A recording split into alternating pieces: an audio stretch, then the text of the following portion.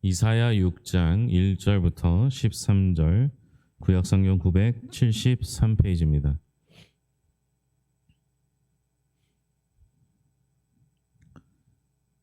같이 읽겠습니다.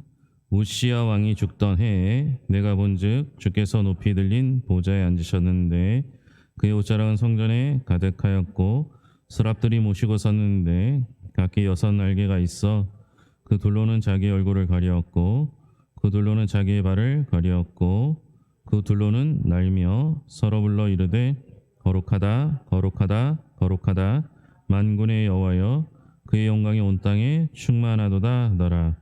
이같이 화답하는 자의 소리로 말미암아 문지방의 터가 요동하며 성전의 연기가 충만한지라. 그때 내가 말하되 화로다 나여 망하게 되었도다. 나는 입술이 부정한 사람이요 나는 입술이 부정한 백성 중에 거주하면서 만군의 여호와이신 왕을 배웠음이라 하였더라. 그때 그 서랍 중에 하나가 부젓가락으로 제단에서 집은 바와 핀 숯을 손에 가지고 내게로 날아와서 그것을 내 입술에 대며 이르되 보라 이것이 내 입에 닿았으니 내 악이 제하여졌고 내 죄가 사하여졌느니라 하더라. 내가 또 주의 목소리를 들으니 주께서 이르시되 내가 누구를 보내며 누가 우리를 위하여 갈고 하시니 그때 내가 이르되 내가 여기 있나이다 나를 보내소서 하였더라. 여호와께서 이르시되 가서 이 백성에게 이르기를 너희가 듣기는 들어도 깨닫지 못할 것이요 보기는 보아도 알지 못하리라 하여 이 백성의 마음을 둔하게 하며 그들의 귀가 막히고 그들의 눈이 감기게 하라. 염려하건대 그들이 눈으로 보고 귀로 듣고 마음으로 깨닫고 다시 돌아와 고침을 받을까 하노라 하시기로 내가 이르되 주여 어느 때까지니까 하였더니 주께서 대답하시되 성읍들은 황폐하여 주민이 없으며 가옥들에는 사람이 없고 이 토지는 황폐하게 되며 여호와께서 사람들을 멀리 옮기셔서 이 땅 가운데 황폐한 곳이 많을 때까지니라. 그 중에 10분의 1이 아직 남아 있을지라도 이것도 황폐하게 될 것이나 밤나무와 상수리 나무가 배임을 당하여도 그 그루터기는 남아 있는 것 같이 거룩한 시가 이 땅에 그루터기가 하시더라. 아멘.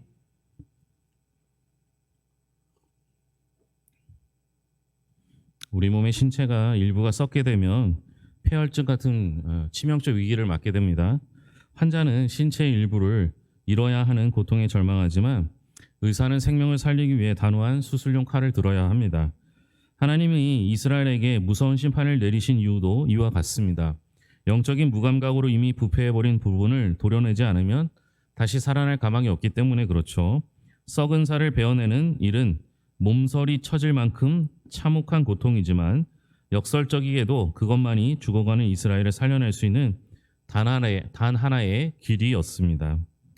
이사야는 성전에서 영광스러운 하나님의 임재를 경험하게 되는데요. 스랍들은 하나님의 어떤 성품을 찬양하는지 2절, 3절입니다. 2절과 3절 같이 읽겠습니다. 스랍들이 모시고 섰는데 각기 6날개가 있어 그 둘로는 자기의 얼굴을 가리었고 그 둘로는 자기의 발을 가리었고 그 둘로는 날며 서로 불러 이르되 거룩하다 거룩하다 거룩하다 만군의 여호와여 그의 영광이 온 땅에 충만하도다 하더라. 거룩하다 거룩하다 거룩하다 하며 하나님의 거룩하심을 찬양합니다. 여기서 나오는 이제 스랍인데요. 사리프라는 단어를 쓰는데요. 이게 구약에서 총 7번 정도 나온다고 합니다. 그 중에 이제 6장, 이사야 6장에 2번 나오는데요. 이사야 6장에 나오는 그 스랍의 뜻을 이제 제외하고 나머지 5번은 모두 다 불뱀으로 번역됩니다. 그러니까 이 스랍이라는 단어는 이제 불뱀과 연관이 돼 있는 거죠. 여기서 불뱀과 연관된 내용으로 6장을 살펴보면 스랍이 단순히 소식을 전하는 부드러운 천사가 아니라 심판과 고통과 타오르는 불길을 연상시키는 존재임을 연상하게 되죠. 특히 하나님의 심판 선언이 주를 이루는 이사야 전반부의 문맥을 고려할 때 불타는 존재인 스랍은 심판주의 위엄을 보좌하기에 가장 적합한 존재라고 볼 수 있습니다. 이들이 그러면 이 불뱀, 심판의 불을 외치는 스랍은 본래 구별됨을 의미하겠죠. 즉 스랍이 찬양하는 하나님의 거룩하심은 죄로부터 철저히 분리되어 계실 뿐만 아니라 그 거룩함의 빛으로 인간의 죄에 대해 엄중히 책임을 물으시는 불타는 공의를 선포하는 것입니다.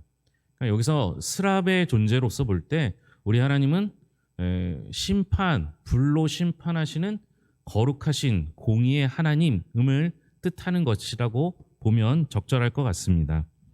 이사야의 악을 제하고 죄를 사하기 위해 스랍은 어떤 일을 하는지 6절과 7절입니다. 6절, 7절 같이 읽겠습니다. 그때 그 스랍 중에 하나가 부젓가락으로 제단에서 집은 핀 숯을 손에 가지고 내게로 날아와서 그것을 내 입술에 대며 이르되 보라 이것이 내 입에 닿았으니 내 악이 제하여졌고 내 죄가 사하여졌느니라 하더라. 부젓가락으로 제단에서 집은 핀 숯을 손에 가지고 날아와서 이사야의 입술에 되었습니다. 저희 이제 우리 아버지가 뜸을 좋아하세요. 뭐만 상처만 나고 뭐 아프다고 하면 그렇게 뜸을 떠주셨거든요. 생각보다 처음엔 괜찮은데요. 시간이 갈수록 얼마나 뜨거운지 몰라요. 이제 제가 뜨겁다고 말하면 아직 더 해야 된다고. 그래서 어떤 때는 이제 살이 탈 정도로 그렇게 떠주신 적이 있거든요. 그런데 여기 지금 보면 그 이사야에게 어떻게 해요? 숯을 핀 상태로 입술에 갖다 댑니다. 이게 이사야한테는 고통스러운 형벌일 수 있을 겁니다. 그런데 성전 제단 아래에 있는 숯은 단순한 제사의 부산물이 아니라 하나님의 거룩한 불을 보존하고 전달하는 신성한 매개체입니다. 그러니까 이 제단의 핀 숯이라는 건 그 제사를 지내기 위해서는 항상 불이 있어야 하는데 그 불은 꺼지지 않는 불이어야 되잖아요. 그죠? 그러면 그 꺼지지 않는 불을 항상 보관하던 그 빛이에요. 그 불이에요. 그러니까 그 숯불을 댔다는 건 하나님께서 보관하도록 늘 꺼지지 않는 불로 만들어 놓은 그 숯불을 입술에 댐으로 인해서 형벌이 아니라 그것을 통해서 거룩하게 만드는 정함, 회개와 용서를 뜻하는 그 일을 하는 것입니다. 그러니까 이게 우리가 제사를 지낼 때 번제나 속제나 소제제, 속제제 이런 것들을 드릴 때 하나님께 드리잖아요. 그러니까 내 죄를 대신해서 제물을 바쳐서 하나님께 용서를 구하는 거잖아요. 그런데 지금 상태는 어떤 거예요? 숯불을 직접 입에 갖다 댐으로 직접적인 속죄의 형태를 나타내는 겁니다. 죄사함은 하나님의 전적인 은혜지만 그 죄를 태워 없애는 과정에는 반드시 뼈아픈 고통이 동반될 수밖에 없는 거죠. 이사야가 겪은 숯불의 고통은요, 장차 이스라엘의 심판을 통해 정화될 것을 예표합니다. 우리 역시 이 정화의 시간이 필요합니다. 여러분들에게는 하나님께 나아갈 길과 하나님 앞에 용서를 구할 수는 회개의 길을 통해서 정화의 시간이 반드시 필요함을 기억하고 언제든지 주 앞에 내 자신을 비춰보는 성도들이 되어야 할 것입니다. 이스라엘에게 하나님의 심판을 알릴 사자로 이사야가 자원합니다. 하나님이 이스라엘 백성에게 누구를 보낼지 고민하실 때 이사야는 어떤 말로 지원합니까? 8절입니다. 내가 또 주의 목소리를 들으니 주께서 이르시되 내가 누구를 보내며 누가 우리를 위하여 갈고 하시니 그때 내가 이르되 내가 여기 있나이다 나를 보내소서 하였도다. 우리가 잘 아는 말씀이죠. 내가 여기 있나이다 나를 보내소서. 하나님께서요 타락한 이스라엘에게 보낼 사자를 부르실 때 찾으실 때 이사야는 주저없이 내가 여기 있나이다 나를 보내소서라고 응답합니다. 우리 하나님 좀 고약한 데가 있으시죠. 무슨 말이냐면요. 지금 하나님께서 누구하고 얘기하고 계세요? 이사야하고 얘기하고 계시잖아요. 이사야하고 얘기하면서 내가 좀 이스라엘에 사자를 보내야 되는데 갈 사람이 없네 이렇게 얘기하시는 거예요. 그 얘기는 뭐예요? 하나님께서 예? 이사야 보고 가라는 거죠. 우리 이사야가 착해서 이사야 선지자가 그래도 눈치가 빨라서 주님 제가 여기 있습니다. 제가 가겠습니다. 이렇게 한 거죠. 그런데 문제는 그 다음이죠. 여러분 하나님의 사자로 가는 거 귀하고 아름다운 일이죠. 그 말씀에 즉각 순종할 수 있습니까? 여러분이 자녀한테 심부름을 한번 시켜보세요. 얘야 어디 좀 갔다 올래? 이렇게 물어보면 네 이렇게 하는 자녀도 있겠죠. 대부분 뭐예요?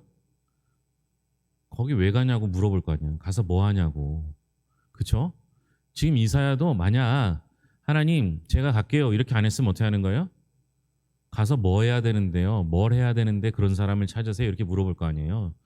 만약 뭘 해야 되는지 알면 여러분 이사야가 그렇게 순종할 수 있었을까요? 가서 뭐 하는 거예요?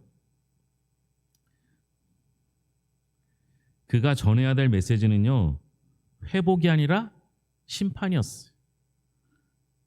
백성의 마음을 더욱 둔하게 만들어 멸망을 확정짓는 실패가 예정된 길을 전해야 했던 거예요. 야, 여러분 이 요나하고 겹쳐보면 어때요? 요나는 가서 너희들이 회개하면 하나님께서 용서해 주실 것이다 이런 얘기를 전해야 되는데 지금 이사야는 뭐 하는 거예요? 너네 절대 못 돌아갈 거야. 그래서 하나님께서 너희를 위하여 진노하시고 너희에게 멸망을 내리실 거야. 이 얘기를 해야 되는 거예요. 심판을 이야기하는 거죠. 목사도 설교할 때요. 성도들한테 좋고 위로되고 하나님의 사랑을 전하는 얘기는 전하기가 쉬워요. 그런데 여러분 그렇게 살면 위험합니다. 죽을지도 모릅니다. 하나님께서 심판하실 겁니다. 이렇게 경고의 메시지를 하는 건 절대 쉬운 일이 아니에요. 그나마 제가 목사고 여러분들 성도로 있기 때문에 그런 말 해도 그냥 기분만 나쁘지 그냥 꾹 참고 집에 돌아가면 되잖아요. 근데 이사야는요 돌아다니면서 많은 사람들 앞에서 혼자 전해야 돼요. 심지어 이사야는 그 하나님이 시키는 대로 다 해야 되기 때문에 보호받지 못할 수도 있는 상황이 생깁니다. 그럼에도 불구하고 하나님께서는 그에게 심판을 전하기 위한 사람을 찾았던 것이죠. 그가 순종한 것은 쉬운 일이 아닙니다. 그리고 순종한 이후에 전해야 될 말씀을 듣고선 그 순종을 포기하지 않고 그대로 이행한 건 역시 대단한 거죠. 이사야는 대단한 선지자였습니다. 하나님께서 이사야에 맡기는 그러면 임무가 뭔지 한번 살펴보겠습니다. 10절입니다. 이 백성의 마음을 둔하게 하며 그들의 귀가 막히고 그들의 눈이 감기게 하라. 염려하건대 그들이 눈으로 보고 귀로 듣고 마음으로 깨닫고 다시 돌아와 고침을 받을까 하노라 하시기로. 그러니까 이사야가 전해야 될 거는 백성의 마음을 둔하게 하고 귀가 막히고 눈이 감기게 하는 것. 이게 이사야가 할 일입니다. 이게 선지자한테 전하라고 하는 말씀이에요. 만약 저한테 오늘 이번 주 설교는 눈을 막고 귀를 막고 눈이 감기 마음을 둔하게 하고 귀를 막고 그 눈을 감기게 하는 것을 선포하라 이러면 참 힘든 일이잖아요. 이사야가 하나님의 용서나 회복을 섣불리 선포하지 않은 점으로 미뤄볼 때 그는 죄에 대한 하나님의 분노가 얼마나 엄중한지 깊이 통감했을 것입니다. 자기에게 정화시키기 위해서 핀 숯을 입술에 갖다 댔잖아요. 그렇게 엄중한 죄가 용서받는 건 엄중한 것처럼 심판에는 적당한 타협이나 쉬운 지름길이 없다는 사실을 깨달은 것이죠. 결국 백성을 영적으로 무감각하게 만들라는 이 역설적인 임무는 돌이킬 수 없는 지경에 이른 이스라엘을 향한 하나님의 심판이 얼마나 필연적인지 강력하게 시사하는 것입니다. 그러면 언제까지 이 사역을 해야 될까요? 11절, 12절입니다. 내가 이르되 주여 어느 때까지니까 하였더니 주께서 대답하시되 성읍들은 황폐하여 주민이 없으며 가옥들에는 사람이 없고 토지에는 황폐하게 되며 여호와께서 사람들을 멀리 옮기셔서 이 땅 가운데 황폐한 곳이 많을 때까지니라. 성읍은 황폐해서 주민이 없고요. 가옥들에는 사람이 없고 토지는 황폐하게 되어 여호와께서 사람들을 멀리 옮기셔서 이 땅 가운데 황폐한 곳이 많을 때까지 해야 된다는 거예요. 다 심판을 계속 봐야 된다는 거죠. 이 엄중한 선포는요. 과거 온 세상을 홍수로 심판하셨던 사건을 떠올리게 할 만큼 단호하고 철저합니다. 모든 것이 사라지는 듯한 극한의 상실감은 역설적으로 하나님의 진노가 얼마나 깊고 무거웠는지를 보여줍니다. 저는요, 우리 하나님이 길이 참으시는 하나님이라고 믿어요. 우리를 너무 사랑하셔서 참으시고 또 참으시는 하나님이에요.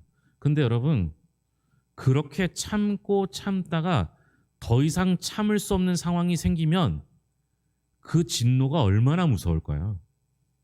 우리 하나님이 이스라엘을 향한 진노는 더 이상 참을 수 없는 상황에서, 그들을 더 이상 용서해주면 안 되는 상황에서 심판을 경고하시기 때문에 그 심판은 두렵고 떨리고 무서울 수밖에 없는 심판입니다. 문제는 그렇기만 한 하나님이라면 우리가 알고 있는 하나님이랑 다르잖아요. 우리 하나님은 아무리 우리가 잘못했더라도 반드시 피할 길을 주시고 반드시 구원의 문을 열어주시는 분이십니다. 그렇기 때문에 그 하나님의 모습은 심판으로 끝나지 않습니다. 오늘도 마찬가지죠. 13절입니다. 그 중에 10분의 1이 아직 남아있을지라도 이것도 황폐하게 될 것이나 밤나무와 상수리 나무가 배임을 당하여도 그 그루터기는 남아있는 것 같이 거룩한 씨가 이 땅에 그루터기니라 하시더라. 마지막 희망은 뭐예요? 그루터기, 곧 거룩한 씨. 하나님의 심판 선언이 철저한 파괴를 예고하는 것은 사실이지만 그분의 궁극적인 시선은 파멸이 아닌 재건에 머물러 있습니다. 하나님이 모든 것을 베어내신 이유는 단순히 없애기 위함이 아니라 오직 거룩한 씨만이 자라날 수 있는 정결한 토양을 만들기 위하였음을 우리는 이 마지막 구절을 통해 확인할 수 있는 겁니다. 죄는 다 제거해야만 거룩이 살아남을 수 있습니다. 그렇기 때문에 그 심판이 두렵고 떨릴 수밖에 없었던 것이죠. 이사야는 전에도 듣지 않는 백성에게 끊임없이 심판을 외쳐야 합니다. 열심히 노력했음에도 눈에 보이는 열매가 없으면 얼마나 낙담하겠습니까? 하나님은 다 태워버리는 불같은 심판 중에도 다시 시작할 수 있는 그루터기를 남겨두십니다. 그 그루터기가 거룩한 씨가 되어서 새롭게 시작하는 하나님 나라를 이루어 갈 것이죠. 우리는 마지막까지 남는 그루터기가 되어야 합니다. 그러기 위해서는 세상 풍조를 따르지 아니하고 하나님 말씀으로 늘 거룩함을 유지해야 하는 것이죠. 주님과 동행할 때만 가능할 수 있는 이 길을 저와 함께 걸어갈 수 있기를 바랍니다. 기도하겠습니다. 하나님 아버지 감사합니다. 좋지 않은 날씨에도 주의 전에 나와 함께 예배합니다. 우리를 향하신 하나님의 놀라운 뜻을 깨닫게 하여 주시옵소서. 하나님은 심판과 심판에 대한 경고를 말씀하시지만 완악한 이스라엘 백성들은 주님께 마음을 돌리지 않습니다. 혹 돌리는 척만 할까 우리 하나님이 걱정하셨습니다. 차라리 제하여 버리고 차라리 죄는 없애버리고 다시 시작하는 것이 훨씬 더 낫다는 판단을 하고 마지막 그루터기를 남겨두셔서 재건하시려는 하나님의 뜻을 보게 되었습니다. 우리 하나님의 목적은 심판이 아니라 재건이며 우리 하나님의 뜻은 거룩한 씨를 거룩하게 살 수 있는 하나님 나라로 만드는 것임을 깨닫게 하여 주시옵소서. 지금 고통스럽고 힘들지라도 주님의 말씀 기억하며 하나님 앞에서 변치 않는 믿음 가지고 살게 하여 주시옵소서. 박광희 원사님 백내장 수술을 했고 또 해야 됩니다. 하나님께서 회복하게 하여 주시옵고 여러 가지 질병으로 고생하는 이들 좋은 소식 들리게 하시며 늘 스스로 자신의 건강을 지킬 수 있도록 주님께서 지혜해 주시옵소서. 무엇보다 우리의 영육이 강건해지길 소망하며 하나님 앞에서 날마다 평안한 삶 살기를 소망하며 모든 것을 예수님의 이름으로 기도합니다. 아멘.